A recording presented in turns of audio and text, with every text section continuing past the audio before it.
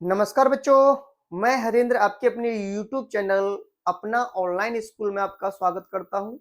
बच्चों कैसे हैं? उम्मीद करता हूं बहुत ही अच्छे होंगे, जबरदस्त होंगे, बिंदास होंगे और एकदम आप लोग अच्छी तरीके से पढ़ाई भी कर रहे होंगे। तो आइए बच्चों, आज से हम लोग स्टार्ट कर रहे हैं क्वाड्रिलेटरल यानी कि चतुर्भुज के बारे में। ठीक है, चतुर्भुज से हम लोग स्टार्ट करेंगे। जो क्लास 9th का चैप्टर नंबर 8 है बच्चों। ठीक है, और हिंदी मीडियम वाले मेरे बच्चे ध्यान दें, ये सारी चीज जो आपको इंग्लिश में यहाँ पे लिखी दिख रही है ना, ये आपको आगे से हिंदी में भी मिलेंगी, तो आपको बिल्कुल भी टेंशन नहीं लेना है बच्चों।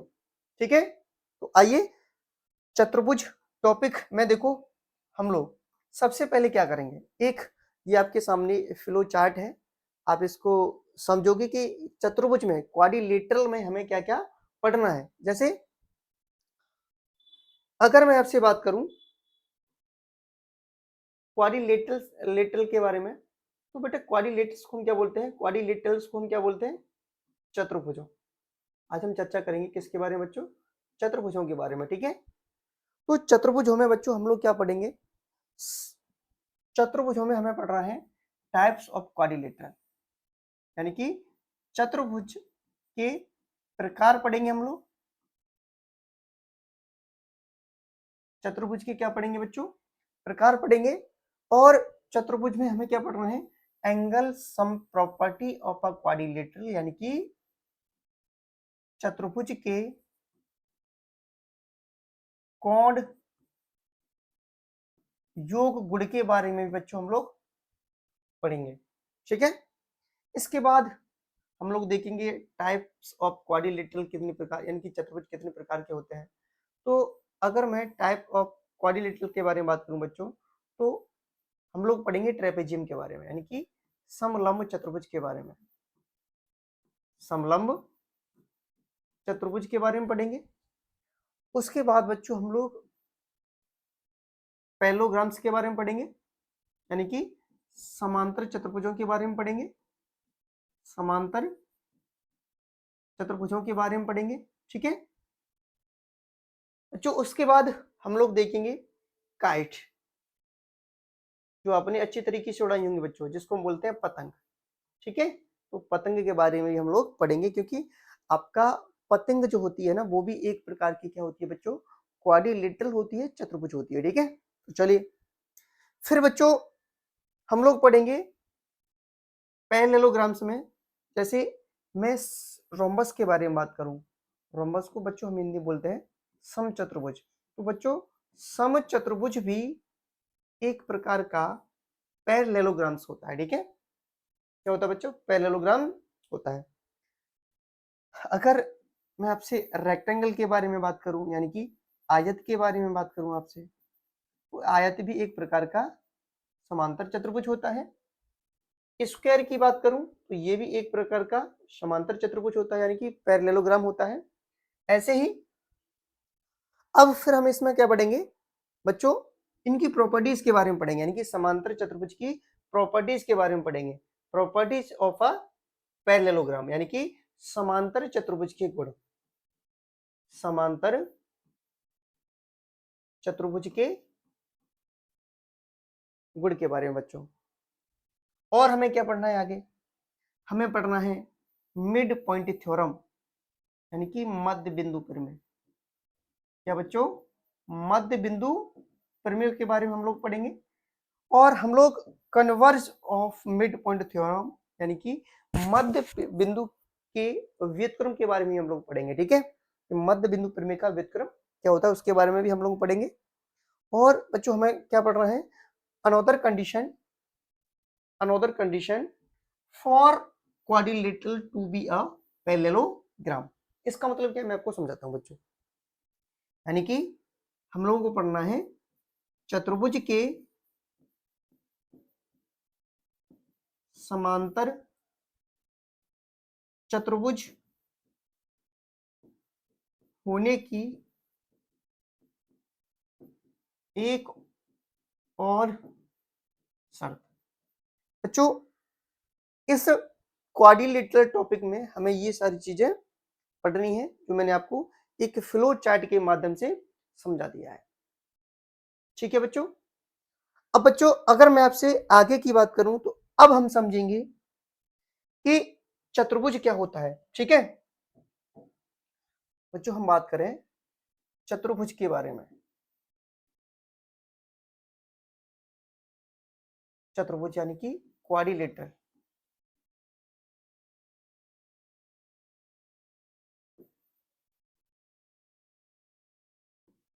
तो बच्चों चतुर्भुज क्या होता है, चलिए समझते हैं।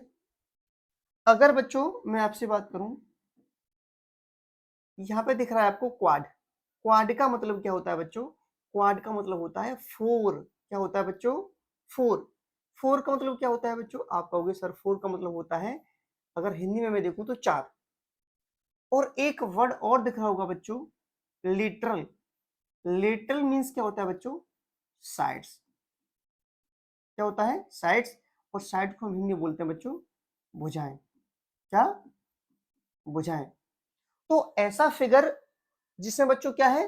चार भुजाएं हैं।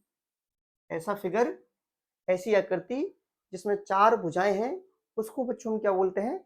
चतुर्भुज बोलते हैं। क्या बोलते हैं बच्चों? चतुर्भुज। अब देखिए, अगर मैं आपसे बात करूं बच्चों,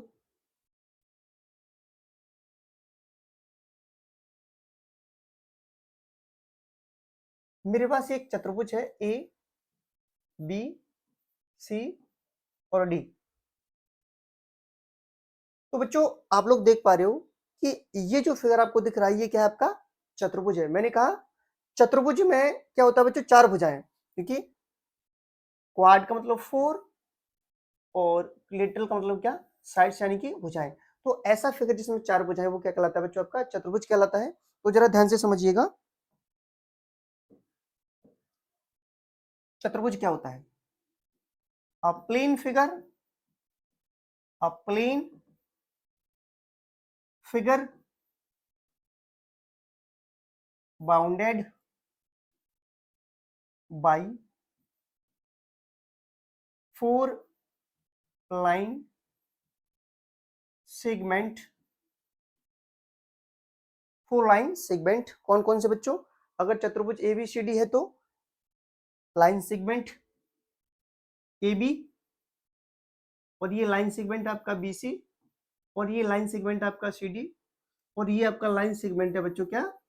डी ए। तो आप कहोगे line segment A B comma B C comma C D and D A is called quadrilateral, quadrilateral A B C D. Hindi में कैसे बच्चों? चार भुजाओं से घिरी बंद आकृति को हम क्या कहते हैं बच्चों? क्या कहते हैं? चतुर्भुज कहते हैं। यानी कि चार लाइन सेगमेंट से घिरी आकृति, बंद आकृति को हम क्या कहते हैं बच्चों? चतुर्भुज कहते हैं। अच्छा, लाइन सेगमेंट, लाइन सेगमेंट क्या होता है बच्चा? आपको समझा देता हूं। देखिए लाइन सेगमेंट, लाइन सेगमेंट की जो लेंथ होती है बच्चों को क्या होती है? फिक्स होती है। जैसे जब आप किन्हीं दो बिंदुओं को मिलाओगे, ये बिंदु है मेरे पास एक तो एक्स और ये क्या है? वाई है। तो आप जब इन दोनों बिंदुओं को मिला दोगे बच्चा, तो ये जो लेंथ है यानी एक्स वाई, एक्स वाई आपकी क्या कहलाएगी बच्चा? लाइन सेगमेंट यानी कि रेखाखंड कहलाएगा। क्या कहलाएगा बच्चों? रेखाखंड कहलाएगा। ठीक है, तो ये इसमें बिल्कुल भी आपको प्रॉब्लम नहीं होनी चाहिए। चलिए अब देखिए बच्चों, किसी भी क्वाड्रिलेटरल को हम कैसे लिखते हैं, यानी कि रिटन एज, रिटन एज कैसे हम उसको रिप्रेजेंट करेंगे? हम लिखेंगे बच्चों क्वाड्रिलेटरल, क्वाड कौन सा चतुर्भुज है बच्चों? ए बी सी और डी। अब लिख दोगे ए बी सी डी, या फिर आप इसको इस प्रकार भी लिख सकते हो, और चतुर्भुज उसकी आकृति बनाकर ए बी सी डी। जैसे बच्चों समझो एक चतुर्भुज और है मेरे पास पी क्यू आर और एस। अगर मैं इसको लिखना चाहूं तो आप बच्चों इसको आप कैसे लिखोगे? मैंने कहा क्वाड्रिलेटरल ABCD, या फिर बच्चों इसको हम कैसे लिख देंगे? चतुर्भुज सॉरी PQRS है बच्चों तो PQRS लिखेंगे, ठीक है, PQRS। तो चतुर्भुज क्या, इसको भी कैसे लिखेंगे दूसरे तरीके से, चतुर्भुज PQRS। यानी कि बच्चों इस प्रकार आप किसी भी चतुर्भुज को रिप्रेजेंट करेंगे, लिखेंगे, ठीक है। तो ये सारी चीजें बेटा आपको समझ आई होगी। अब हम आगे चलते हैं, इस चतुर्भुज की टर्मिनोलॉजी के बारे में बात करेंगे, शब्दावली के बारे में बात करेंगे कि चतुर्भुज की शीर्ष क्या होते हैं, भुजाएं क्या होती हैं, डायगोनल क्या होते हैं, एडजेसेंट एंगल्स क्या होते हैं, सॉरी कॉन्जुगेटिव एंगल्स क्या होते हैं, एडजेसेंट साइड्स क्या होती हैं। तो ये सारी चीजों के बारे में हम लोग बेटा चर्चा करेंगे, तो ध्यान से समझिएगा बच्चों,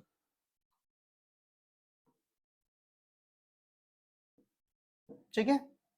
किसके बारे में हम लोग चर्चा करेंगे? टर्मिनोलॉजी के बारे में, यानी कि शब्दावली के बारे में, ठीक है बच्चों। तो समझिए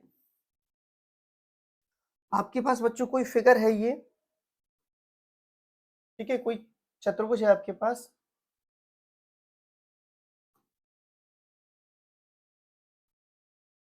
आपके पास बच्चों ये चतुर्भुज है ए बी सी डी, ठीक है।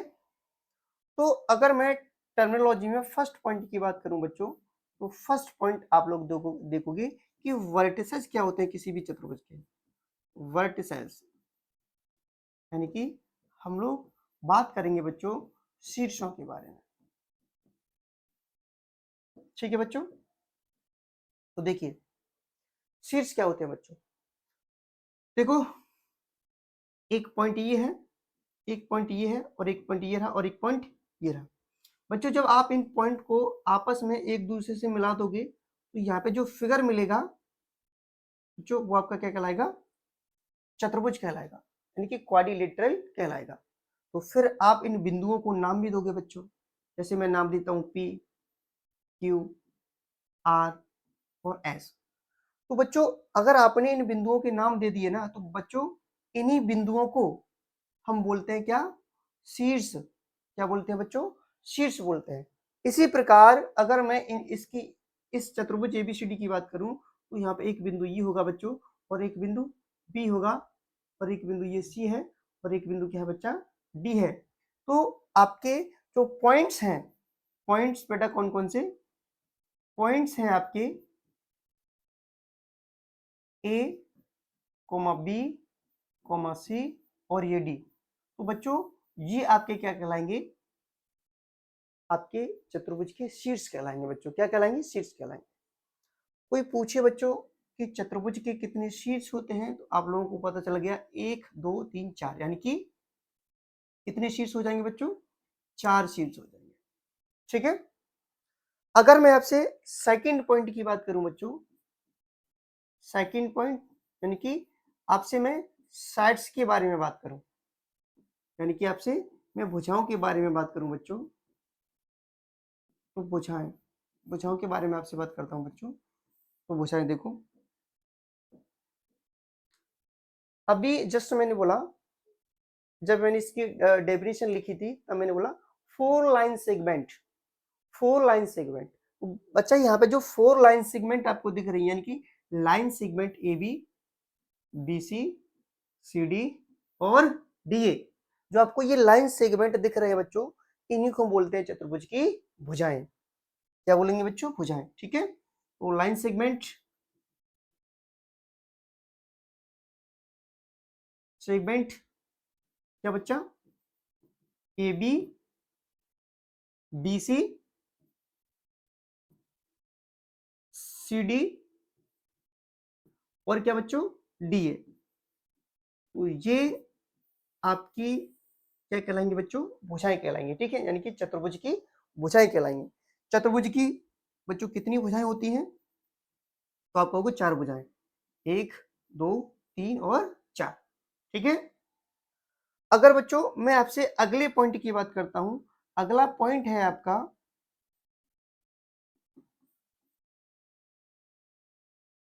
डायगोनल्स, गुणल्स यानी कि विकर्णों के बारे में बात करूं आपसे बच्चों, किसके बारे में आपसे बात करूं, विकर्णों के बारे में बात करूं, तो विकर्ण्स क्या होते हैं बच्चों, जब आप दो अपोजिट वर्टेक्स को मिलाते हो, यानी कि अपोजिट वर्टेक्स को मिलाने वाली रेखा आपकी क्या कहलाती है बच्चों, डायगोनल कहलाती है। जैसे मैं आपको दिखाता हूं, ठीक है, तो देखिए, जब आप बच्चों ए और सी को देखो, तो ये आपका क्या है बच्चा, अपोजिट वर्टेक्स है, क्या है, अपोजिट वर्टेक्स है। आप इस अपोजिट वर्टेक्स को मिलाओगे तो बच्चा ये जो लाइन सेगमेंट बनेगा वो आपका क्या कहलाएगा, वो आपका क्या कहलाएगा, डायगोनल कहलाएगा, यानी कि विकर्ण कहलाएगा। तो आपके दिमाग में एक और चीज आ रही होगी, सर अगर ए और सी अपोजिट वर्टेक्स को मिलाया आपने, मैं बी और डी को भी तो मिला सकता हूं। मैंने कहा बिल्कुल मिला सकते हो, क्यों नहीं मिला सकते भैया, मिला सकते हो आप लोग, है ना। देखिए बच्चों,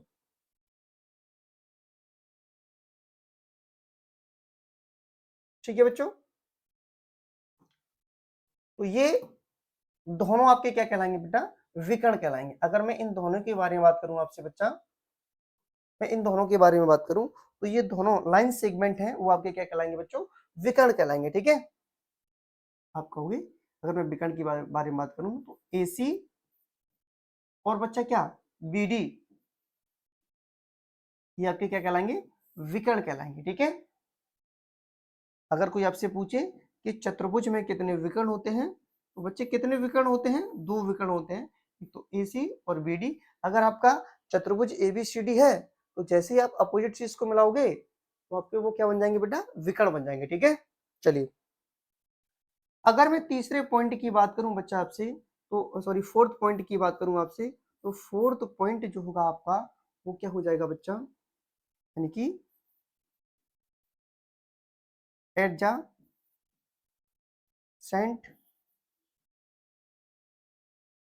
साइड्स, ठीक है, यानी कि आपकी संलग्न भुजाएं।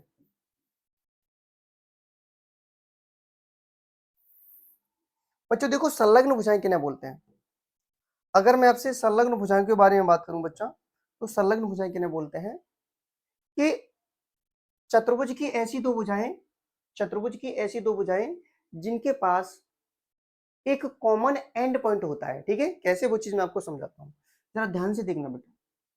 अगर मैं AB, लाइन सेगमेंट AB और लाइन सेगमेंट AD की बात करूं, या फिर भुजा AB और AD की बात करूं बच्चों, तो इनके पास में ये जो उभयनिष्ठ बिंदु है, ये क्या है बच्चा, उभयनिष्ठ बिंदु है, इसको हम बोलते हैं कॉमन एंड पॉइंट।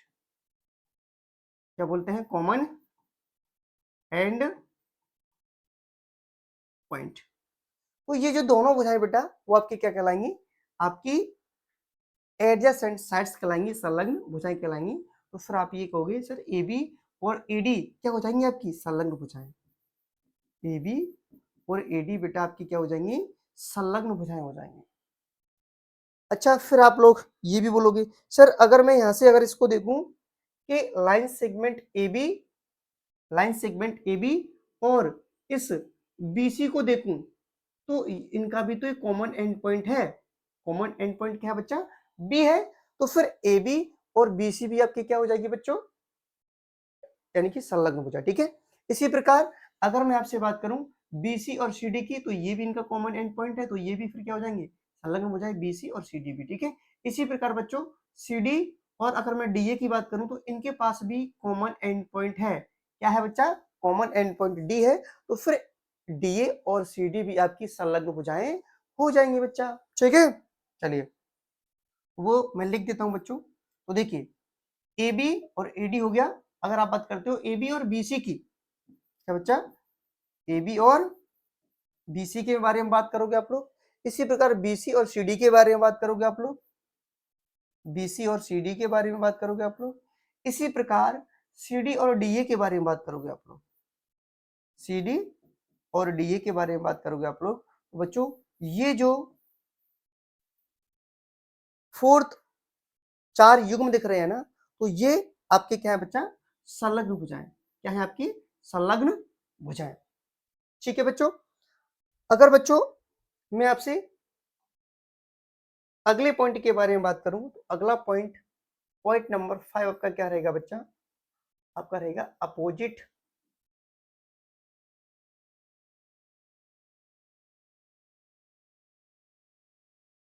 साइड्स। ठीक है, यानी कि विपरीत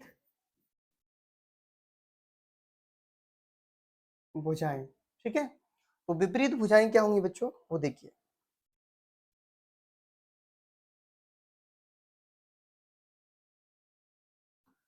देखिए बच्चों, ए बी सी डी, आपके पास एक चतुर्भुज है ए बी सी डी। ठीक है, अगर मैं इसकी विपरीत भुजाओं की बात करूं बच्चों, तो विपरीत भुजाएं क्या होती हैं, चतुर्भुज की अगर विपरीत भुजाओं के बारे में बात करूं, तो चतुर्भुज की विपरीत भुजाएं क्या होंगी बच्चों, इनके पास कोई भी कॉमन एंड पॉइंट नहीं होगा, यानी कि having no common end point, यानी कि two sides of a quadrilateral having no common end point are called its opposite sides. Okay बच्चों, चलिए तो देखिए, आप लोग देखिए इनको। अगर मैं बच्चा ए बी और सी डी के बारे में बात करूं, बच्चा ए बी और सी डी के बारे में बात करूं बच्चों, इनके पास कोई भी कॉमन एंड पॉइंट नहीं है। अगर कॉमन एंड पॉइंट नहीं है, तो ये दोनों भुजाएं आपकी अपोजिट साइड्स कहलाएंगी। ठीक है, ऐसे ही बच्चा बी सी और ए डी के पास नहीं है, तो ये भी आपकी क्या कहलाएंगी बच्चों, विपरीत भुजाएं कहलाएंगी। ठीक है, तो एक तो ए बी और सी डी विपरीत भुजाएं। अगर बेटा मैं आपसे बीसी और एडी के बारे में बात करूं, बीसी और एडी के बारे में बात करूं, तो ये भी आपकी अपोजिट साइड्स कहलाएंगे। ठीक है बच्चों। अच्छा, अब देखिए, अगर मैं आपसे छठवें पॉइंट की बात करूं बच्चों, कॉन्जिक्यूटिव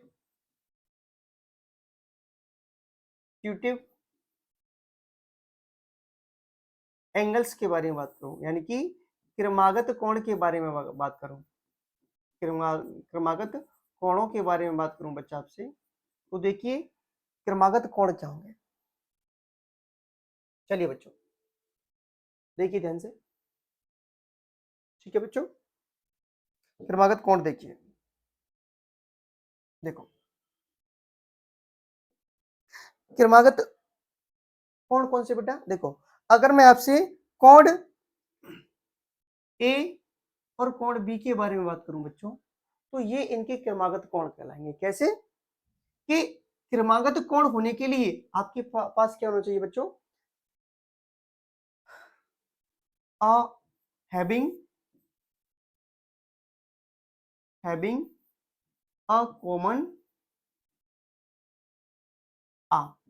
ठीक है, यानी कि उनके पास उभयनिष्ठ भुजा होना चाहिए। अगर मैं इन दोनों एंगल के बारे में बात कर रहा हूं, एंगल ए और एंगल बी के बारे में बात कर रहा हूं बच्चों, तो इनके पास जो ए बी है, ये आपकी क्या है, इन दोनों एंगल की कॉमन आर्म। ठीक है, यानी कि क्या है बच्चा, उभयनिष्ठ भुजा है ये। तो फिर आपके कोण ए और कोण बी आपके संलग्न कोण कहलाएंगे, सॉरी क्रमागत कोण कहलाएंगे। ठीक है बच्चों, क्या कहलाएंगे, क्रमागत कोण, यानी कि कोण ए और कोण बी। इसी प्रकार बच्चों मैं आपसे बात करूं कोण बी और सी के बारे में, इसके बारे में कोण बी और सी के बारे में, तो इनके पास भी ये क्या है बच्चा, उभयनिष्ठ भुजा है। अगर उभयनिष्ठ भुजा है तो फिर ये और ये एंगल भी आपका क्या कहलाएगा, क्रमागत कोण कहलाएगा, यानी कि आपका कॉन्जिक्यूटिव एंगल कहलाएगा। ठीक है, यानी कि कोण बी और कोण सी। इसी प्रकार बच्चों मैं सी और डी के बारे में बात करूं, सी और डी के बारे में बात करूं, तो ये भी आपके क्या कहलाएंगे, कॉन्जिक्यूटिव एंगल कहलाएंगे, कोण सी और कोण डी के बारे में। ठीक है, इसी प्रकार बच्चों मैं कोण डी और कोण ए के बारे में बात करता हूं, कोण डी और कोण ए के बारे में बात करूं, तो ये भी आपके क्रमागत कोण कहलाएंगे बच्चों। क्या कहलाएंगे, क्रमागत कोण, यानी कि हैविंग अ कॉमन आर्म, यानी कि two angles of a quadrilateral having a common arm are called its consecutive angles। ठीक है बच्चों, चलिए तो ये चीज बच्चों आपको समझ आई होगी।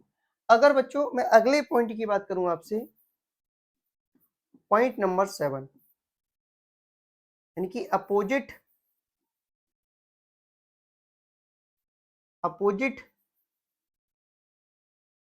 एंगल्स के बारे में बात करूं बच्चों आपसे, विपरीत कोणों के बारे में, विपरीत कोणों के बारे में, या फिर सम्मुख कोण भी बोलते हैं इसको। ठीक है, सम्मुख कोण।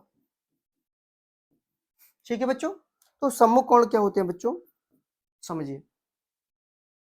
ऐसे दो कोण जिनके पास क्या नहीं हो बच्चों, कोई भी कॉमन आर्म नहीं हो। जैसे मैं आपसे बात करता हूं एंगल ए और एंगल सी के बारे में, तो क्या इन दोनों के पास कोई भी कॉमन आर्म है, यानी कि कोई भी उभयनिष्ठ भुजा है? आप कहोगे बिल्कुल नहीं।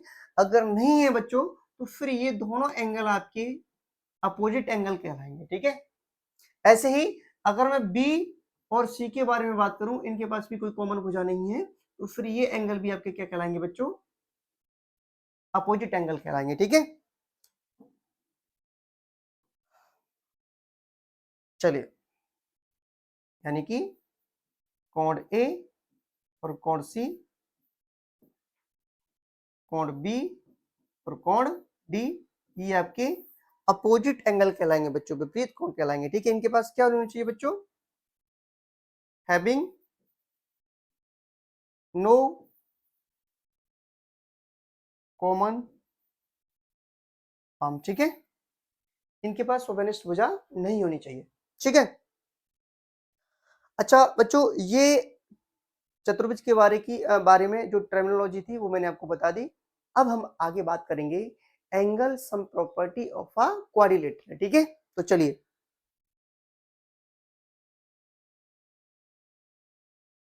ठीक है बच्चों,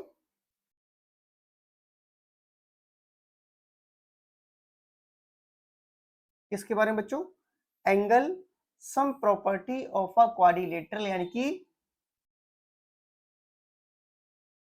चतुर्भुज के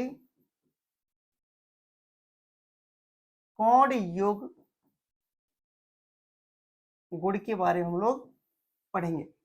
ठीक है बच्चों, चतुर्भुज का कोण योग प्रॉपर्टी क्या कहती है बच्चों, चतुर्भुज की कोण योग प्रॉपर्टी कहती है the sum of the four angles of a quadrilateral is 360 degree, यानी कि चतुर्भुज के चारों कोणों का योग क्या होना चाहिए बच्चों, 360 डिग्री। अगर 360 डिग्री है, अगर वो चतुर्भुज के चारों कोणों का योग 360 डिग्री के बराबर है बच्चों, तो वो फिर आपके जो आपका जो चतुर्भुज है वो क्या कहलाएगा, आपका सॉरी जो आपका 360 डिग्री सभी एंगल का सम हो रहा है, तो वो आपका चतुर्भुज कहलाएगा।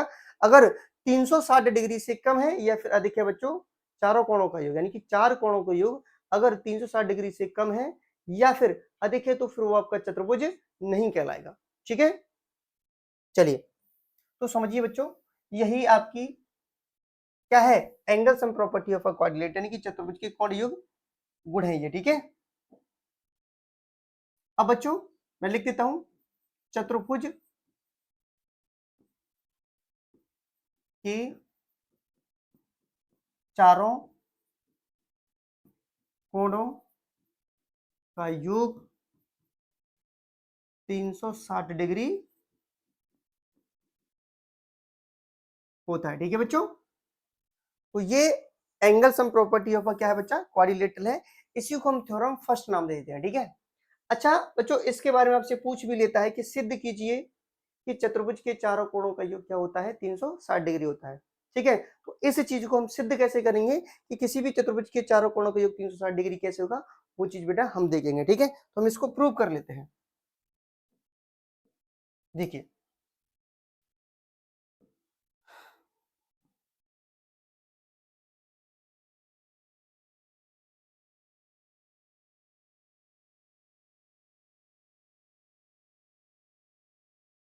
अपने पास बेटा एक चतुर्भुज है ए बी सी डी। ठीक है, तो सिद्ध करने के लिए आप सबसे पहले क्या करोगे बच्चों, सबसे पहले आप करोगे कि आपको क्या दिया है, गिवन क्या है आपको, आपको यहाँ पे गिवन है बेटा कि ए बी सी डी क्या है, क्वाड्रिलेटरल। क्या है, क्वाड्रिलेटरल। ठीक है, अब quadrilateral literal A B C D. ठीक है, यानी कि एक चतुर्भुज है आपके पास, यानी कि ए बी सी डी। ठीक है, एक चतुर्भुज ए बी सी डी आपको दिया है बच्चों। ठीक है, अच्छा दूसरा पॉइंट, इसके बाद आप क्या क्या लिखोगे, टू प्रूव, यानी कि क्या आपको सिद्ध करना है। तो बच्चों मैंने कहा मुझे सिद्ध क्या करना है, आ गया फोर एंगल ऑफ अ, यानी कि sum of the four angle of a quadrilateral 360 degree, यानी कि आपको सिद्ध करना है बच्चों कोण ए, यानी कि देखो कोण ए, कोण बी, कोण सी, कोण डी, यानी कि इन चारों कोणों का जो योग है वो आपको 360 डिग्री क्या करना है बच्चों, प्रूव करना है। तो कोण ए प्लस की कोण बी प्लस की कोण सी और प्लस की कोण डी बराबर क्या आपको सिद्ध करना है, 360 डिग्री। ठीक है, अब आगे क्या करोगे बच्चों, इसके बाद आप लोग करोगे कंस्ट्रक्शन। क्या करोगे, कंस्ट्रक्शन।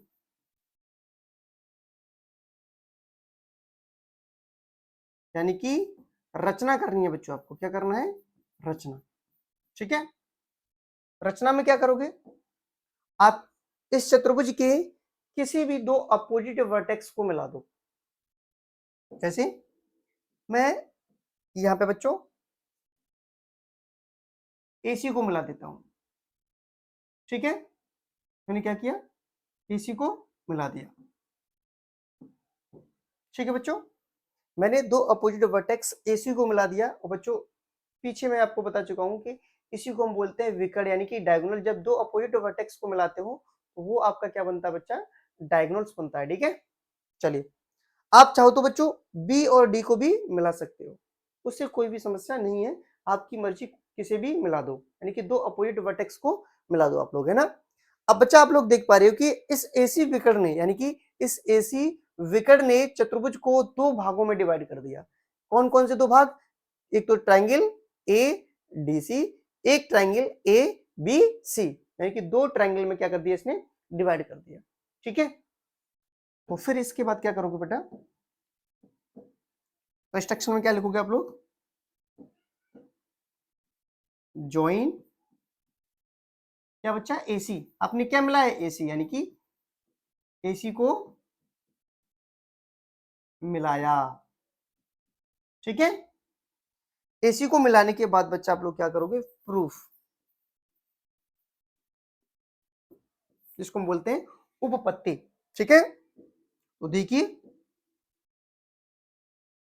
अब मैं इन दोनों ट्रायंगल के जो एंगल है बेटा उनके नाम दे देता हूं। ठीक है, ये एंगल 1 है, ये एंगल 2 है, ये एंगल 3 है, और ये एंगल 4 है, ये एंगल 5 है, और एंगल ये 6 है।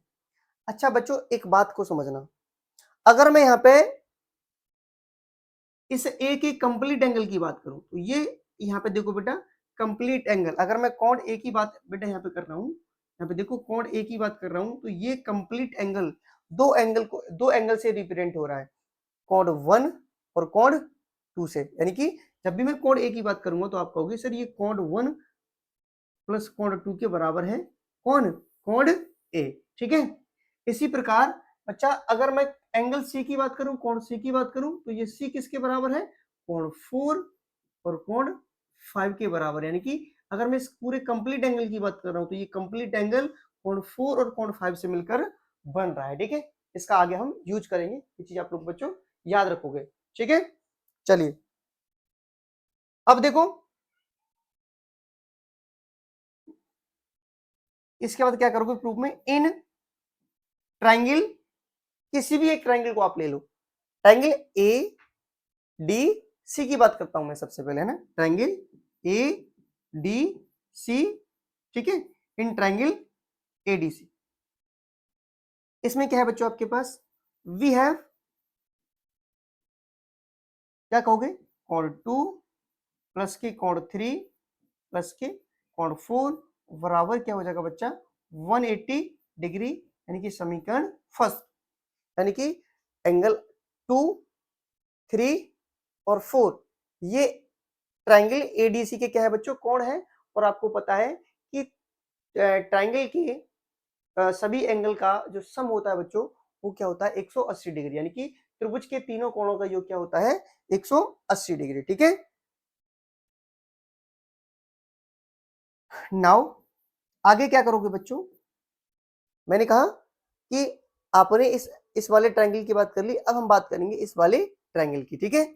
तो now in triangle A B C, A B C, we have, हमारे पास क्या है बच्चों, हमारे पास है कोण 1, 6 और 5, कोण 1 एंगल 1 प्लस के एंगल 5 प्लस के एंगल 6 बराबर है आपके पास क्या हो जाएगा बच्चों 180 डिग्री, ये हो जाएगा आपका समीकरण सेकंड, क्या हो जाएगा बच्चों समीकरण सेकंड हो जाएगा। नाउ अब क्या करोगे तुम, नाउ अब क्या करोगे, एडिंग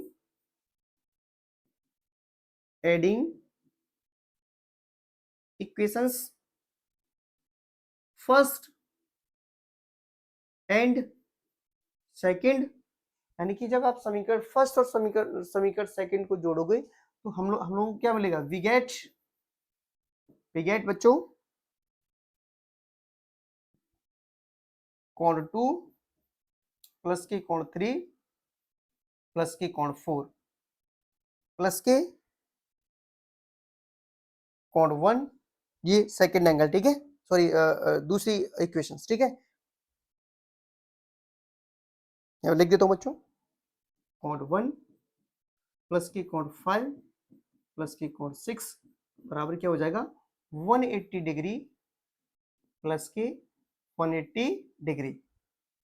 अब देखो बच्चों ध्यान से,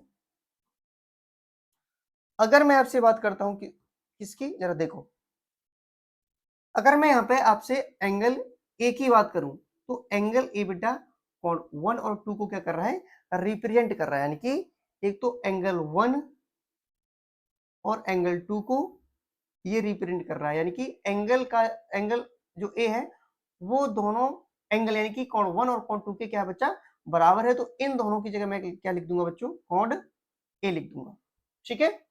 इसी प्रकार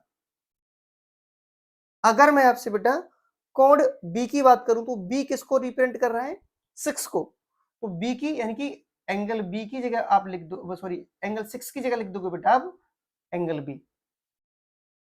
इसी प्रकार बच्चों अगर मैं एंगल सी की बात करूं तो एंगल सी एंगल 4 और एंगल 5 को क्या कर रहा है, रिप्रेजेंट कर रहा है, एंगल 4 और 5 की जगह मैं क्या लिख दूंगा बच्चों, एंगल सी। इसी प्रकार बच्चों अगर मैं एंगल डी की बात करूं तो एंगल डी किसको रिप्रेजेंट कर रहा है 3 को, तो एंगल 3 की जगह बच्चों मैं क्या रख दूंगा एंगल डी, तो एंगल डी बराबर क्या हो जाएगा बच्चों 180 डिग्री प्लस के 180 डिग्री, तो ये हो जाएगा 360 डिग्री। तो बच्चों यही हमको सिद्ध करना था, तो ये हो जाएगा आपका हेंस प्रूव्ड, ठीक है बच्चों। अगर बच्चों जो चीज मैं यहाँ पे पढ़ा रहा हूँ तो वो सारी चीज आपको समझ आ रही है बच्चों, तो वीडियो को लाइक कीजिएगा, शेयर कीजिएगा और चैनल को सब्सक्राइब भी कीजिएगा, ठीक है। चलिए अगर बच्चों मैं आगे आपसे बात करूं तो देखो ये थ्योरम्स आपको बिल्कुल पता होना चाहिए, इसका प्रूफ भी बच्चों आपको पता होना चाहिए। सीधा सीधा पूछ लेता है कि सिद्ध कीजिए कि चतुर्भुज के चारों कोणों का योग 360 डिग्री होता है, यानी कि proof that the sum of the four angles of a quadrilateral is 360 degree. ठीक है, आइए अब बच्चों इस angle sum property of a quadrilateral पर कैसे प्रश्न बनते हैं वो सारी चीजें हम लोग देख लेते हैं। ठीक है, यानी कि जो भी क्वाड्रिलेटरल पर प्रश्न बन रहे हैं उसको हम देख लेते हैं बच्चों। चलिए, पहला प्रश्न बच्चों आपके सामने है। पहला प्रश्न आपके सामने क्या है? The angles of a quadrilateral are respectively 100 degree, 80 degree, 70 degree. Find the fourth angles. Fourth angle, ठीक है, फोर्थ एंगल। ठीक है, आपको तो देखो दे रखा है क्या, चतुर्भुज के कोण क्रमशः 100 डिग्री, 80 डिग्री, 70 डिग्री है, तो चौथा एंगल ज्ञात कीजिए। ठीक है बच्चों, तो इस प्रश्न को कैसे करेंगे बच्चों, जरा ध्यान से समझिएगा।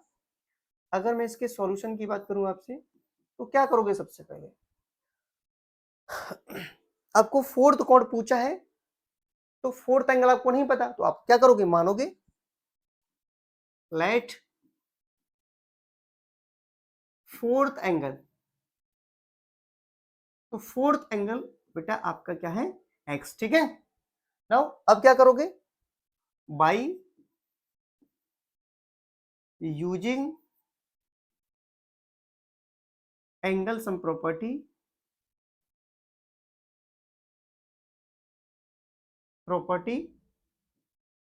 Of a quadrilateral.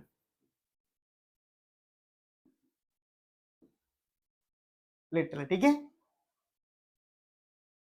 तब क्या हो जाएगा बच्चों? ध्यान, यहां से क्या हो जाएगा, क्योंकि आपको ऑलरेडी ये थ्री एंगल गिवन है, 100 डिग्री, 80 डिग्री और 70 डिग्री। तो आप कहोगे देन 100 डिग्री प्लस के 80 डिग्री प्लस के 70 डिग्री प्लस के जो आपका फोर्थ एंगल है वो क्या है बच्चा? एक्स है। एक्स बराबर क्या हो जाएगा? 360 डिग्री। क्योंकि आपको पता है कि चतुर्भुज के कोण योग प्रॉपर्टी क्या कहती है कि चतुर्भुज के चारों कोणों का योग क्या होता है? 360 डिग्री। ठीक है, तो यहां से बेटा जब इसको सॉल्व करोगे तो 70 और 80 आपका 150, 150 और 100 यानी कि 250। ठीक है, प्लस के x बराबर क्या हो जाएगा? 360 डिग्री। जब आप इस 250 को इधर लेके जाओगे बेटा तो आपको पास क्या मिल जाएगा? आपको क्या मिल जाएगा? 360 डिग्री माइनस के 250 डिग्री। जब आप इसको सब्ट्रैक्ट करोगे, घटाओगे, तो आपको क्या मिल जाएगा बच्चा? 110 यानी कि 110 डिग्री। ठीक है, तो आपको ये मिल जाएगा बच्चा, यही आपका क्या होगा? फोर्थ एंगल, यानी कि ये आपका क्या हो जाएगा? आंसर। ठीक है, आप कह सकते हो इसीलिए फोर्थ एंगल, फोर्थ एंगल क्या हो जाएगा बच्चा? 110। ठीक है, तो बच्चों आगे और भी प्रश्न है, वीडियो थोड़ी लंबी हो जाएगी तो बाकी चर्चा हम कल करेंगे। ठीक है, इस पर हम कल चर्चा करेंगे, इस पर हम कल करेंगे, ये सारे प्रश्न बच्चा हम कल करेंगे। ठीक है, और भी प्रश्न है तो धीमे धीमे सारी चीजें बच्चों हम लोग सीखेंगे और समझेंगे। ठीक है, तो चलिए बच्चों वीडियो को शेयर जरूर कीजिएगा, लाइक भी कीजिएगा, कमेंट भी कीजिएगा। अगर आपको कोई भी समस्या हो, जो चीज़ मैंने आपको पढ़ा रखी है उसमें आपको कोई भी समस्या हो तो मुझे कमेंट में जरूर बताएं। जैसे ही मैं आपको कमेंट देखूंगा बच्चों मैं आपका रिप्लाई जरूर करूंगा। ठीक है, ओके बच्चों, thank you, bye bye, love you all.